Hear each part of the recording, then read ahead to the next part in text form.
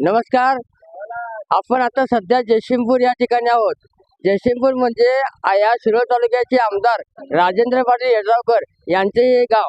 या गावामध्ये आपण काल बघितलं, काल या ठिकाणी सैनिक टाकळी येथे होत असलेल्या MIDCला विरोध म्हणून या सैनिक टाकळीच्या सर्व ग्रामस्थांनी आणि माजी सैनिकांनी या ठिकाणी राजेंद्र पाटील यड्रावकर यांच्या कार्यालयावर धडक मोर्चा काढला होता. मात्र त्या आंदोलकांना जयसिंगपूर मार्केट कमिटीच्या तिथेच थांबवलं गेलं आणि त्यानंतर चर्चेला बोलवण्यात आलं आणि चर्चेला बोलवण्यात आल्यानंतर दडपशाहीच्या पद्धतीनं त्यांना आंदोलन कसं थांबवण्याचा प्रयत्न झाला हे आपण काल पाहिलं होतं.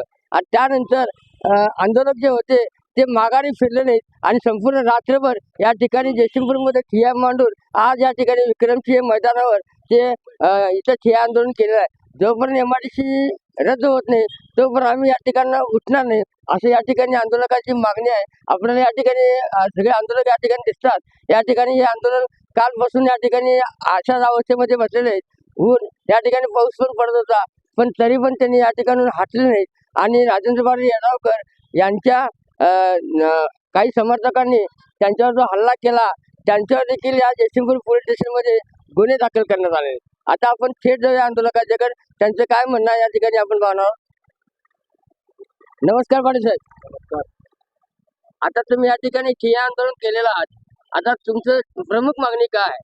आम्ही गेले 2023 पासून हे आंदोलन करतोय की आमच्या भागामध्ये जी MIDC काढली जात आहे ती MIDC रद्द केली पाहिजे.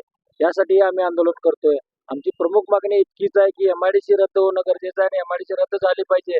त्यासाठी जी प्रक्रिया चुकीची झालेली आहे त्यासाठी MIDC उद्योग मंत्रालयाच्या स्तरावर मिटिंग लागली पाहिजे आणि त्या ठिकाणी ठरेल की बाबा प्रक्रिया चुकीची आहे, बेकायदेशीर आहे, तर ती MIDC रद्दच केली पाहिजे.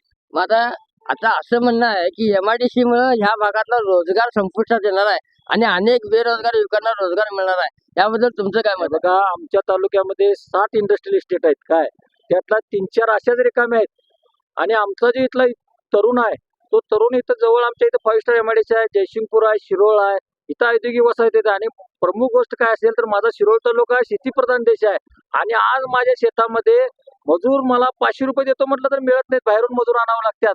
आणि आजचा जर उद्योगाची व्यवस्था सगळी बघितली तर या उद्योगपतीने सगळा कामगार कायदा डोक्याला गुंडाळलेला आहे आणि कुठलेही वेजेस नाहीत, सॅलरीज नाहीत, सगळं कॉन्ट्रॅक्ट बेसिसवर चाललंय आणि परप्रांतीय या ठिकाणी आणले जातात.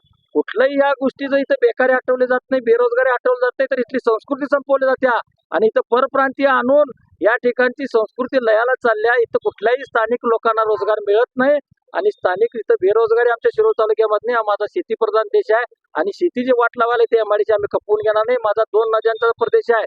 आज आम्ही त्या वस्त्रोद्योगाचं परिणाम आम्ही बघतोय. पंचगंगा आमची प्रदूषित झाली आणि अशा ठिकाणी तुम्ही आणि वस्त्रोद्योग आणून जर आमच्या नद्या घाण करणार असाल आणि गारमेंटच्या नावाखाली वस्त्रोद्योग आम्ही इथं खपवून घेणार नाही. आज आमदार जर सांगत असतील आम्ही गारमेंट आणतो, गारमेंटसाठी वेगळी MIDC किंवा औद्योगिक क्षेत्र लागत नाही. गावागावात ते कुटीर उद्योग आहे, घराघरात गारमेंट उद्योग चालतोय आणि उगाच काहीतरी आश्वासन ढिगभर देत पर्यंत मी गारमेंट आणणार आहे, गारमेंट आणणार आहे. अरे काय युवकांनी जग शिवायचं काय तिथं? काय कापडे शिवत? नमस्कार. मी आता तुम्ही सैनिक म्हणून काम केला, देशाची सेवा केला, देशातल्या नागरिकांना तुम्ही सुरक्षित ठेवण्यासाठी त्या ठिकाणी तुम्ही सैनिक म्हणजे बजावला तुम्ही. पण आता MIDC होत असताना या MIDCला तुमच्या सैनिकांचा विरोध का? बघा, मी कॅप्टन प्रकाश खोत बोलतोय. सिंपल मी सांगायला मागतो, आमच्या गावातील पूर्ण सैनिक 99% सैनिक आहेत जे MIDCच्या विरोधात आहेत आणि गावातली फक्त 2 सैनिक, मोजून बोटावरचे 2 सैनिक आहेत ते स्वीकारमध्ये आहेत. त्यांचं मनोगत काय ती गोष्ट वेगळी आहे. खरं आपल्याला सैनिकी गाव आहे, सैनिकी परंपरा जपायचं आहे. सैनिकी परंपरासाठी 7-8 मुद्दे आमचे आहेत. त्या मुद्द्याकडे दुर्लक्ष करून फक्त MIDCच करतो असा जर हट धरायला यड्रावकर तर हे चुकीचं आहे. जनमत घेऊ दे सैनिका. नमस्ते सर. तुम्ही या आंदोलनामध्ये सहभागी झाला, ज्या खऱ्या अर्थानं ज्यावेळेला प्रस्ताव दिला त्यावेळेला तुमच्या सौभाग्यवती हर्षदाताई पाटील या लोकनियुक्त सरपंच म्हणून त्या गावामध्ये काम करत होत्या, त्यांनी याला संमती दिली असं ते म्हणतात. तुम्हाला काय वाटतंय? मुळातच सगळा गैरसमज पसरवला जातोय. 9 मार्च 2023 ला गावसभा झाली होती. त्या गावसभेमध्ये MIDC रद्द करावी, MIDC प्रस्तावित MIDC 2-3 गट नंबर मध्ये होते. 927 आकिवाडचा गट नंबर होता आणि टाकळीचे सनी टाकळीचे 2 गट नंबर 1100 आणि 1350 2 गट नंबर होते.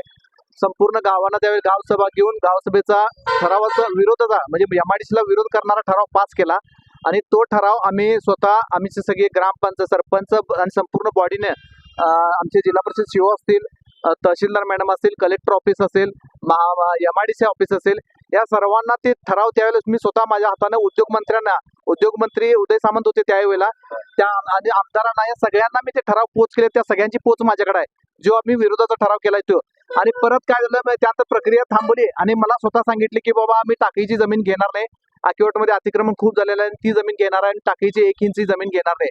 त्यानंतर आम्ही निर्धार राहिलो. पण नंतर प्रत्यक्षात 6 महिन्यानंतर परत आणि वरून सीओच्या कडून परत बीडीओच्या कडून आम्हाला आदेश आला की परत गावसभा घ्या या विषयावरती. कुठलीही मागणी नसताना परत गावसभा लावली गेली शासनाच्या स्तरावरनं आणि आमदारांच्या मागणी सूचनेनुसार त्याच्यावरती पत्रावरती होतं. त्यानंतर ती परत गावसभा झाली.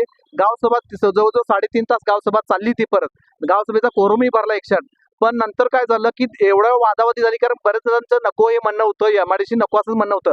असं सरपंचपती विनोद पाटील यांनी सांगितलेलं आहे. दरम्यान हे शिरोळ तालुक्यातील शासकीय एमआयडीसीचं जे आंदोलन सुरू आहे, या आंदोलनाचा कालपासून चिघळलेलं आहे. त्यामुळं या आंदोलकांची मागणी ह्या ठिकाणी एमआयडीसी होऊच नये अशा पद्धतीचं आहे. तर आमदार यड्रावकर साहेबांची जी मागणी आहे ते काय म्हणतात की या ठिकाणी आम्ही एमआयडीसी करणारच.